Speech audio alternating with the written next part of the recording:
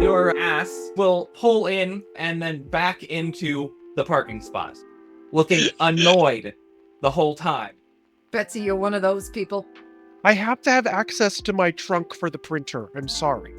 I have to plug it into the wall sometimes. The cable's not long enough for me to do it the other way. Your mule? It looks hurt. It looks like you've insulted it. By the comment about the cable? No, not about that. It's a look that says, fine, I'm here, but whatever. I will sigh exasperatedly and tell my ass we will talk about this later. As Oliver is going into the Plaid Pantry, there's a payphone next to it. What's John doing and what Betsy do? Are you going in? Are you waiting outside?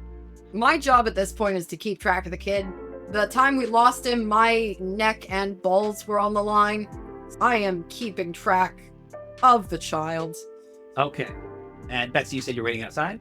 I can't not to try and take a picture of the inside of this plaid, but I don't want to go in, no. Fair enough.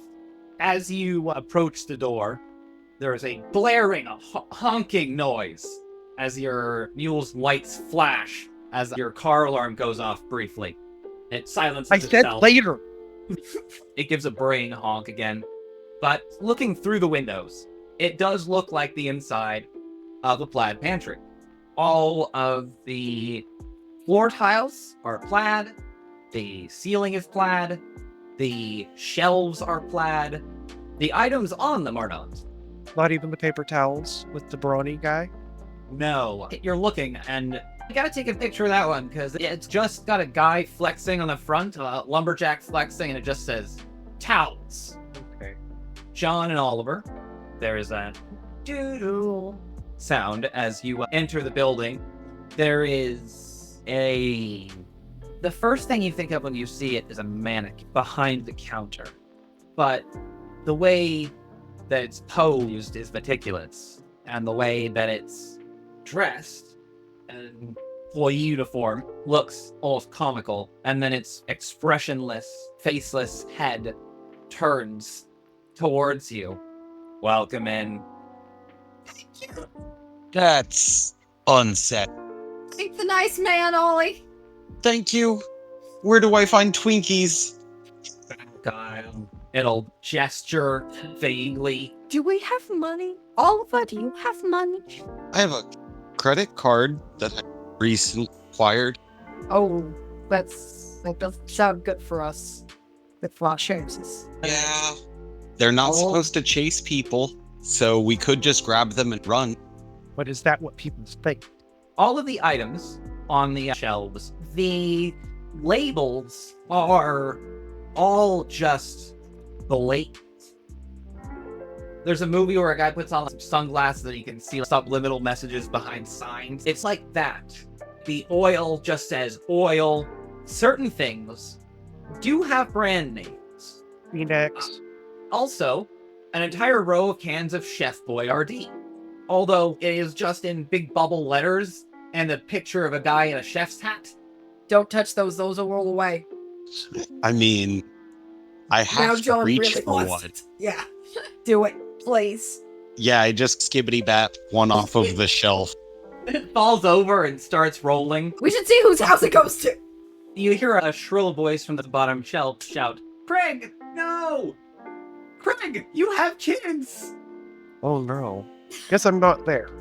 You do see a can of Chef Boyardee roll out the front door with a little doo-doo as it rolls out onto the sidewalk outside and down the little accessibility ramp out into the parking lot. Betsy, chase it! Find the house. I have a phone call to make, unfortunately. Okay, after we get done here, we're gonna make another can roll and we're gonna see where it goes.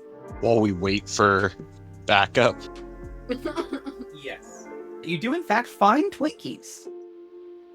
Ooh. The packaging is just clear cellophane with a red oval on the top which says Twinkies. There's no nutrition label. There's nothing besides the label and the barcode. I'm just gonna open one, eat it. What does eating the spirit of Twinkies do to the where we're from? Is it spark? A Twinkie devoid of spiritual essence. You ever take a bite of a Twinkie and you're just like, meh?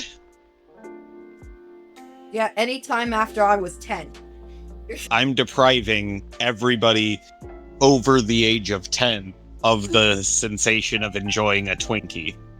See adults just home in on the spiritless Twinkies. Yep. It tastes exactly how you think a Twinkie should taste. Oh, my experience is objectively more important than everybody else. Nut. I want some Slim Jims. Yeah, there's a whole rack of them. Be it? Yeah, there's Bud and Coors, and the rest just says beer. That's probably PBR. I'm grabbing beer. Get a 6-pack to share and grab some Slim Jims, chips, Cheez-Its. The Cheez-Its you can't quite find, but there is an aisle with a bunch of boxes just labeled snacks. Wonderful. Taking a box. That will be for waiting for backup. And once we've thoroughly ransacked the place, shit, we should probably still pay for this. Oliver, you managed to eat your Twinkie out of sight of the cashier. But yes, you've got your stuff. Are you going to attempt to pay for it? Yeah, grab a few more Twinkies and try to swipe my card. Or grab some cash, because I mean, had cash, because at that time the card for paying for the bus didn't exist. So at the very least, I have some money. Yeah. I'd say you should have like $20, 10 of 5 and some ones. Yo, we could get so many snacks back in the early 2000s with $20. Oh, yeah. This is the 90s. Even more. Oh, yeah. So loading up, just grab it, everything that can fit in, and then we'll just walk up and put an amount of cash on the counter and then just walk out, because I'm terrified of this thing. As John is following, it'll raise its hand as if for you to stop. Oh, I stop. It looks at you, looks over at a sign posted next to it. No shirt, no shoes, no service. Looks at you, jacket, shirt, no pants, no underwear, shoes, socks. It nods, puts its hand down. Oh my god. I have my shirt and shoes. I am within the rules. A Twinkie is just comically being place. You have arms full of stuff and somehow it's just pinching a Twinkie so that it's by the wrapper hanging in front of your wiener. Betsy, outside. Do you wait for them to come back out, or do you make the phone call by yourself? I make the call by myself. All right. Over to the phone. It looks like a regular phone, thankfully. It's got a little coin slot. It's got the braided metal cable, the phone book. Before I touch anything, I say I was told to talk to you before I even pick up the receiver. I want to see if it talks to me before I go that far. Yeah, I was told what happened. Would you be willing to make that phone call connect for us? I gotta ask you for a favor first. Of course. You tell your little perv friend that he shouldn't be sharing naked pictures of ladies without their fucking consent. I agree full-heartedly. When that's done, yeah, I'll make the phone call for you. I wait for them to exit the building. You come back out to see Betsy tapping impatiently.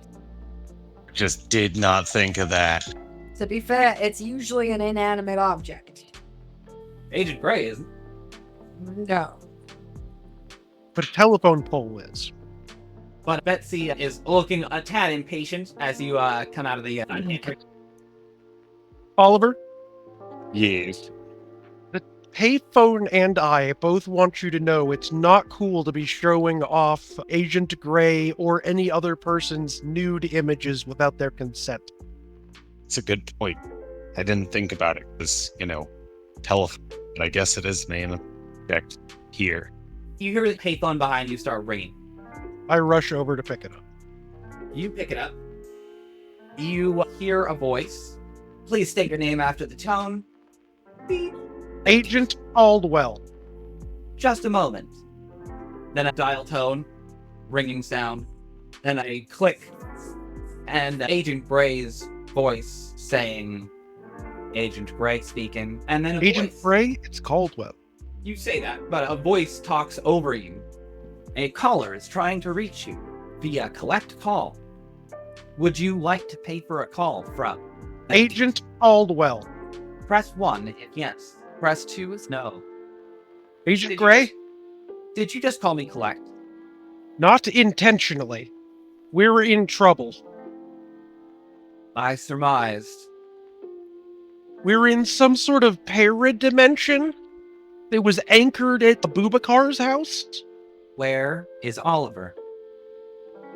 Here next to me eating the anthropogenic principle of a Twinkie. Problems for later. I'll get them checked out. Agent Caldwell, you are in considerable trouble. I'm sure many kinds. There's some sort of spider demons chasing us. Get Ollie out of there. I don't care how. I would love some advice on how. I have no idea what's going on here. My car is a horse. There is some paper rustling sounds from her end. It says here you requisition a communicator. Did that go through? I got a pause taser, a second skin, and an identification. Or are you talking about pager? No, the pager's for the backup. There is silence from the other end for a few seconds. I have one option, but it will leave me in debt to someone I would very much rather not be in debt to. I don't suppose it could be my debt. I do appear to have started this situation. I think that you have expended your usefulness to this particular individual. Perfect. I say miserably over the phone. She sounds miserable herself. How did you get in? Are you near the entry? It was through a fantastical door in the back of Dr. Abubakar's house. Can you get back through it? The house was eaten by flying foxes after it was set on fire. It was screaming to death and wailing, but it appears to have stopped. I suppose we could go check on it again. We're not too far away. We're outside of a very Plaid Pantry about X minutes away from there right now. I will dispatch the backup to your this location and see about other countermeasures. Thank you, Agent Gray. Don't thank me. Agent. Oh, well.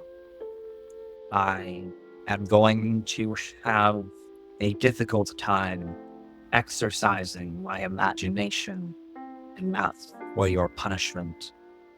Click. Dial tone. Betsy's visibly toned off.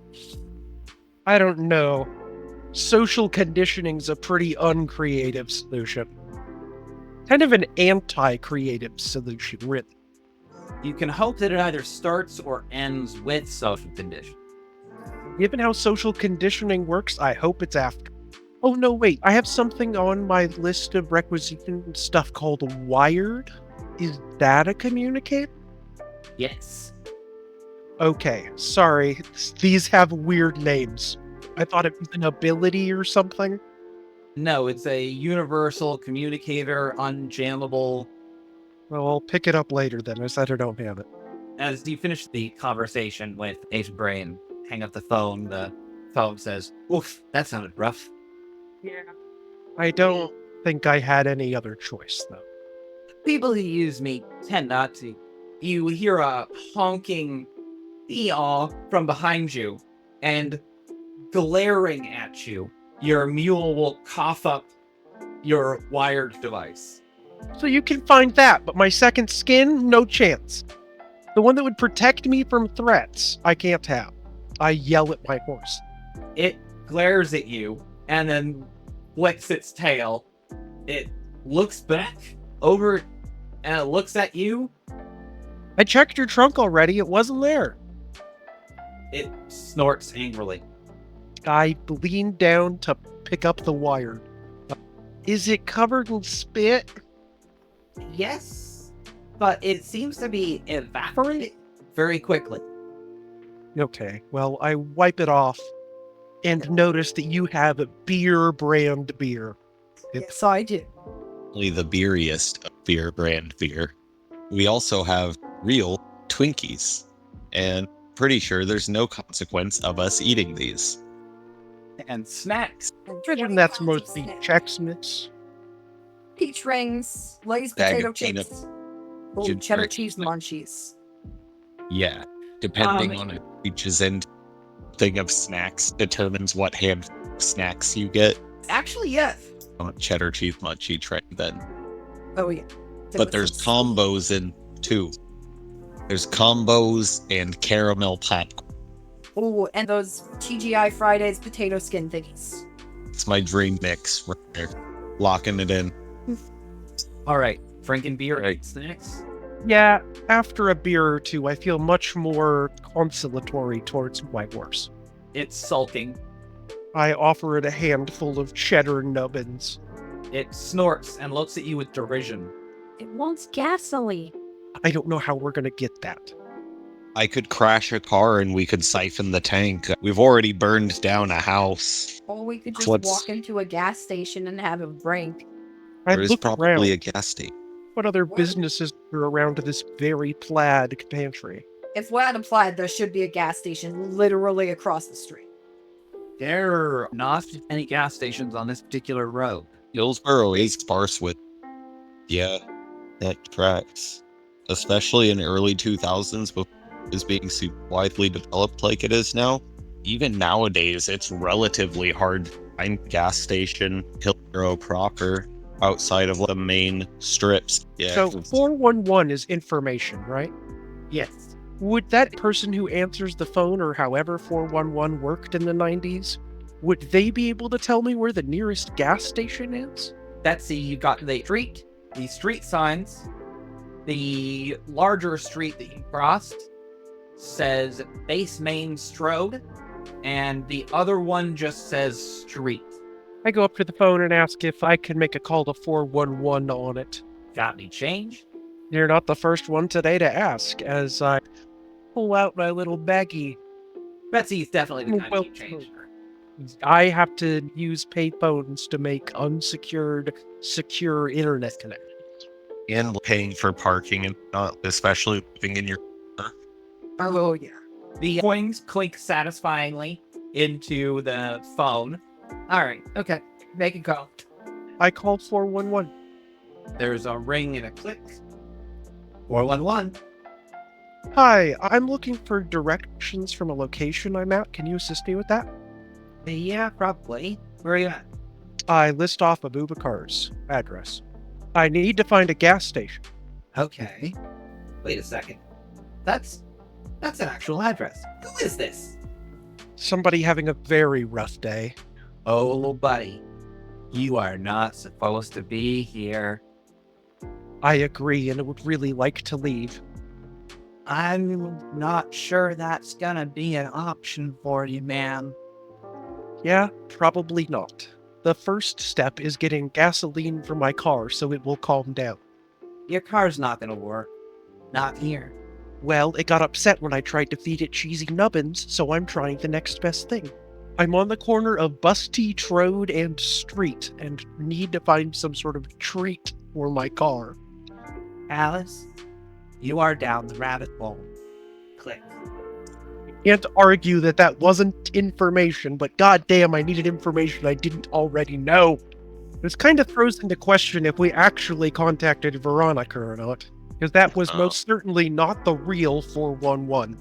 I mean, maybe you went to the spirit world 411. They But- didn't like me. We have to wait here because this is where Agent Gray knows to look for us, but we might have just alerted some people that we're here, so we might want to prepare in some way or other. If you've got ideas, I'm listening. There's a clock galloping sound from down the street. Has a big black stallion with two heads charges into the parking lot, skids to a halt, and looks around menacingly. Thank you for watching Rose City at Twilight. Links are in the description for the full playlists and ways to donate if I made you feel something.